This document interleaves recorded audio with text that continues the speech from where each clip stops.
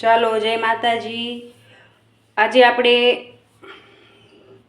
દહીં જવારીનું લઈ લીધું છે, મોળું દહીં લેવાનું છે। આપણે આવી રીતે પતલું એવું કાપડ લઈ અને આવી રીતે રાખી અને એમાં દહીં આપણે મોળું દહીં નાખી દેવાનું। આવી જ રીતે વધારે ખાટું દહીં લેવાનું નથી।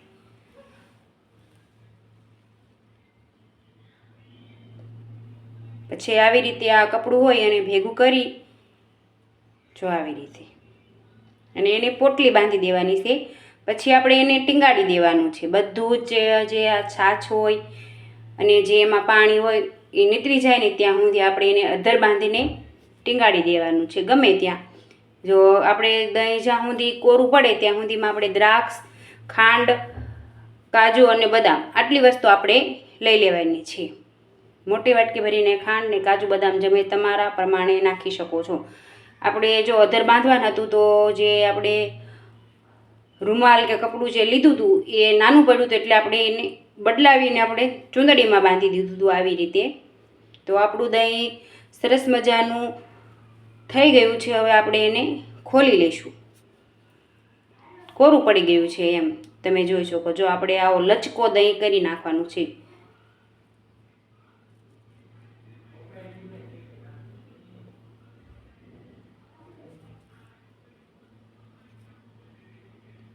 હવે આપણે સરસ મજાનું એને ફેટી લઈશું।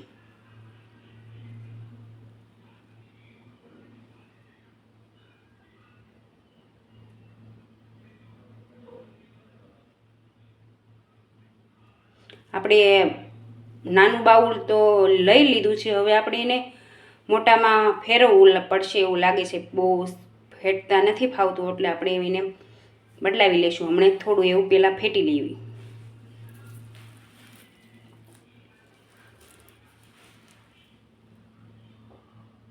જો આપણે આ દળેલી ખાંડ લીધી છે વાટકો ભરીને, જે આવી રીતે તમારે જો વધારે ગળ્યો કરવો હોય તો તમે વધારે પણ ખાંડ લઈ શકો છો એમ।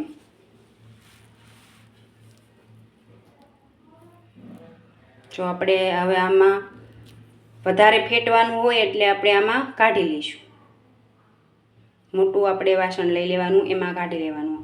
આપણે ભૂલથી નાનું લેવાઈ ગયું, આપણે એમ થયું કે આટલામાં સમાઈ રહેશે એટલે આપણે એવડું વાસણ લીધું હતું, પણ હવે આપણે મોટુંમાં ફેરવી લઈશું। મોટા વાસણમાં ફેરવી લેવાનું આવી રીતે બધું ચમચે કરીને કાઢી લઈશું।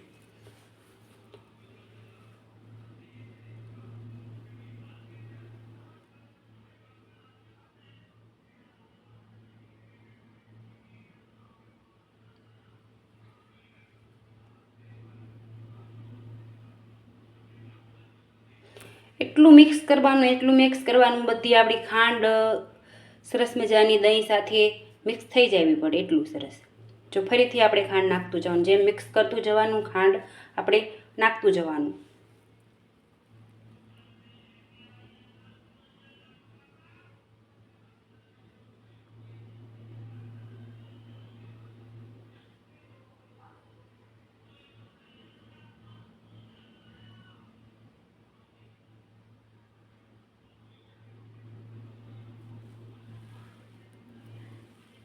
તો આપણે ફરીથી પણ ખાંડ નાખી દઈશું। ફરીથી આપણે મિક્સ કરી લઈશું।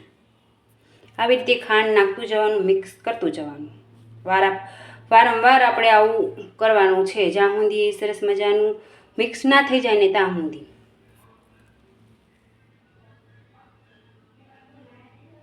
તમે જોઈ શકો છો પહેલાં આપણું દહીં સરસ મજાનું પોળું હતું અને હવે આમ સરસ મજાનું પીગળી ગયું છે એમ। તો આવી જ રીતે આપણે મલાઈદાર બનાવી નાખવાનું છે, મિક્સ કરીને એમ સરસ મજાનું મિક્સ કરતું રહેવાનું।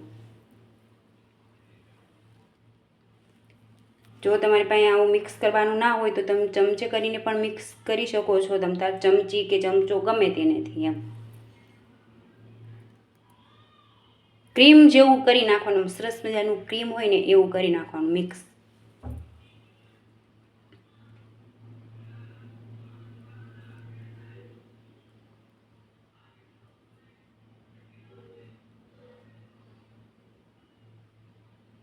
હવે મિક્સ થઈ ગયું છે। હવે આપણે એમાં બદામ નાખી દઈશું।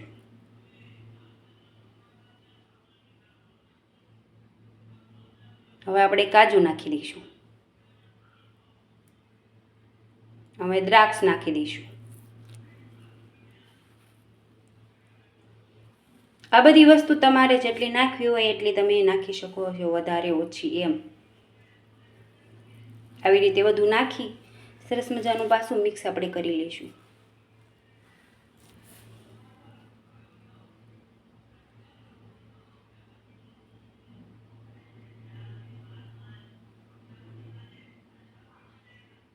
જો કેટલું સરસ ક્રીમી તૈયાર થઈ ગયું છે.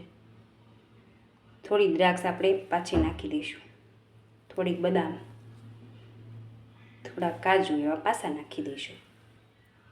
ફરીથી આપણે મિક્સ કરી લઈશું.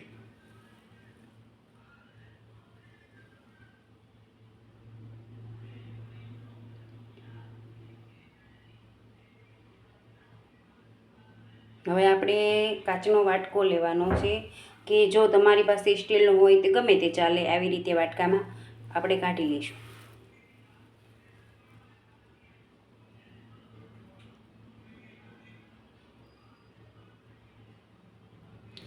તમારે જમવાની વાર હોય તો તમે ડબ્બામાં કાઢીને મૂકી શકો છો. મેં સીધો જ વાટકામાં કાઢીને આપણે ફ્રીજમાં મૂકવાનો છે ઠંડો થવા. આપણે આ સરસ મજાનો મઠ્ઠો બનીને તૈયાર છે. આવી જ રીતે તમે ઘરે બનાવો મઠ્ઠો.